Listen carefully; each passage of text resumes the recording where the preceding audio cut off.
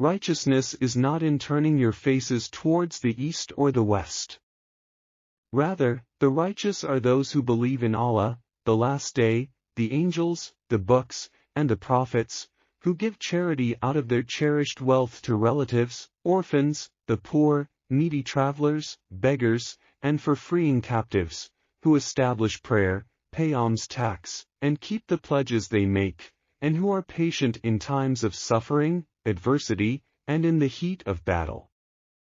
It is they who are true in faith, and it is they who are mindful of Allah. O believers! The law of retaliation is set for you in cases of murder: a free man for a free man, a slave for a slave, and a female for a female.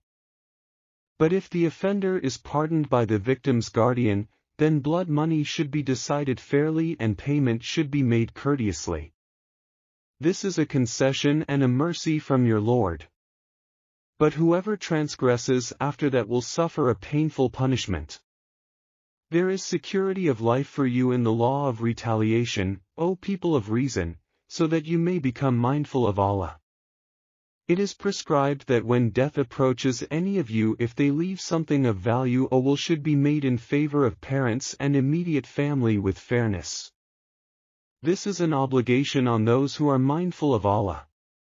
But whoever changes the will after hearing it, the blame will only be on those who made the change. Indeed, Allah is all-hearing, all-knowing. Whoever suspects an error or an injustice in the will and brings about a fair settlement among the parties will not be sinful. Surely Allah is all-forgiving, most merciful. O believers! Fasting is prescribed for you as it was for those before you, so perhaps you will become mindful of Allah. Fast a prescribed number of days. But whoever of you is ill or on a journey, then let them fast an equal number of days after Ramadan. For those who can only fast with extreme difficulty, compensation can be made by feeding a needy person for every day not fasted. But whoever volunteers to give more, it is better for them. And to fast is better for you, if only you knew. Ramadan is the month in which the Quran was revealed as a guide for humanity with clear proofs of guidance and the standard to distinguish between right and wrong. So whoever is present this month, let them fast. But whoever is ill or on a journey, then let them fast an equal number of days after Ramadan. Allah intends ease for you, not hardship, so that you may complete the prescribed period and proclaim the greatness of Allah for guiding you, and perhaps you will be grateful. When my servants ask you, O Prophet, about me, I am truly near. I respond to one's prayer when they call upon me. So let them respond with obedience to me and believe in me, perhaps they will be guided to the right way.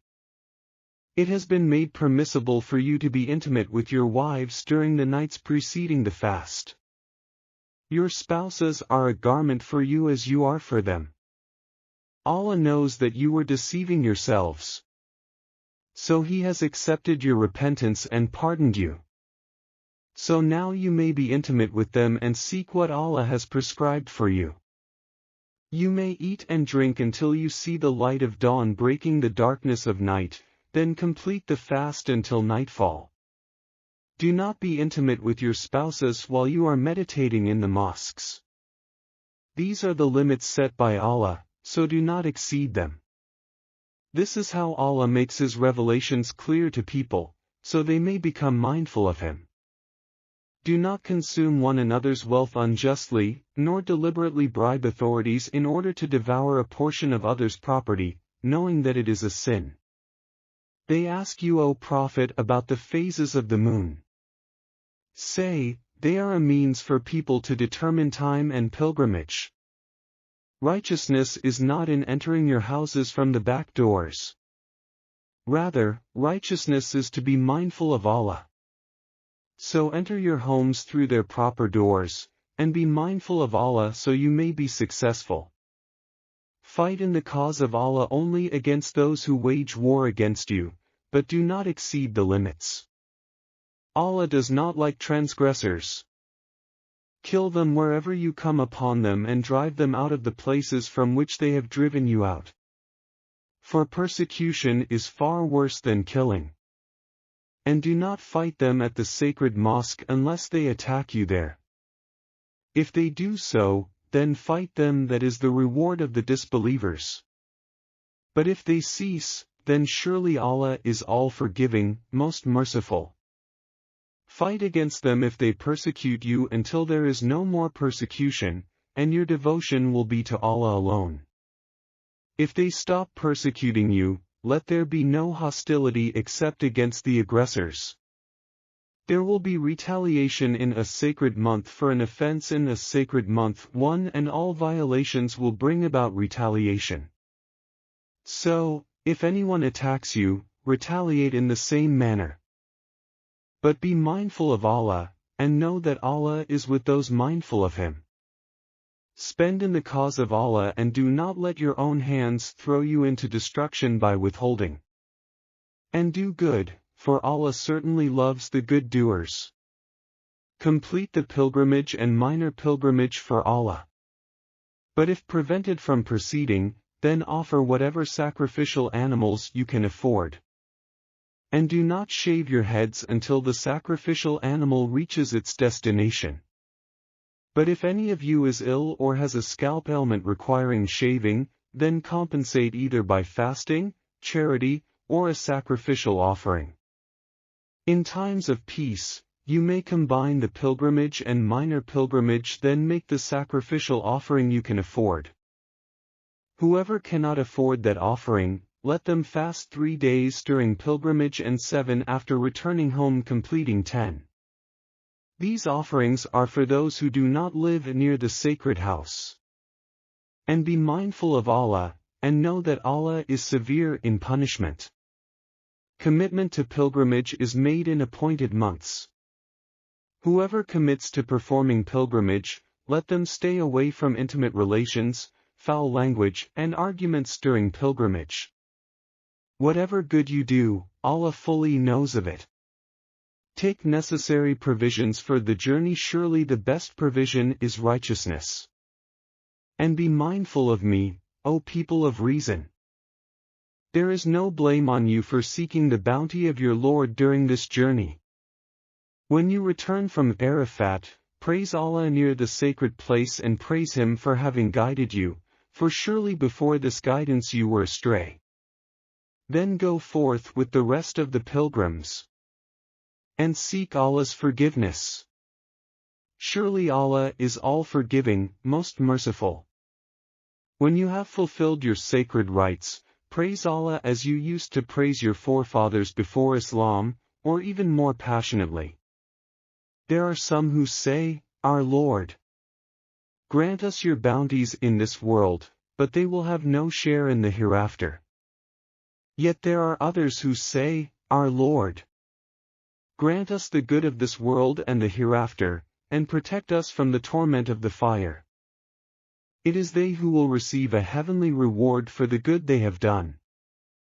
Surely Allah is swift in reckoning. And remember Allah during these appointed days. Whoever departs swiftly on the second day is not sinful, neither are those who stay behind till the third seeking additional reward, so long as they are mindful of their Lord. And be mindful of Allah, and know that to Him you will all be gathered. There are some hypocrites who impress you with their views regarding worldly affairs and openly call upon Allah to witness what is in their hearts, yet they are your worst adversaries. And when they leave you, they strive throughout the land to spread mischief in it and destroy crops and cattle. Allah does not like mischief. When it is said to them, Fear Allah, pride carries them off to sin. Hell will be their proper place. What an evil place to rest. And there are those who would dedicate their lives to Allah's pleasure. And Allah is ever gracious to His servants. O believers! Enter into Islam wholeheartedly and do not follow Satan's footsteps. Surely he is your sworn enemy. If you falter after receiving the clear proofs, then know that Allah is indeed Almighty, All-Wise. Are they waiting for Allah Himself to come to them in the shade of clouds, along with the angels? If He did, then the matter would be settled at once. And to Allah all matters will be returned for judgment. Ask the children of Israel how many clear signs we have given them. And whoever trades Allah's favor after receiving it for disbelief should know that Allah is indeed severe in punishment. The life of this world has been made appealing to the disbelievers, and they mock the believers. Those who are mindful of Allah will rank above them on the Day of Judgment. And Allah provides for whoever He wills without limit. Humanity had once been one community of believers before they lost faith. Then Allah raised prophets as deliverers of good news and as warners, and revealed to them the scriptures and truth to judge among people regarding their disputes. And no one disputed the scriptures except the very people who received them after clear proofs had come to them out of jealousy. Then Allah, by His grace, has guided the believers to the truth regarding those disputes. And Allah guides whoever He wills to the straight path. Do you think you will be admitted into paradise without being tested like those before you? They were afflicted with suffering and adversity and were so violently shaken that even the messenger and the believers with him cried out, "When will Allah's help come?" Indeed, Allah's help is always near. They ask you, O Prophet, in what way they should donate.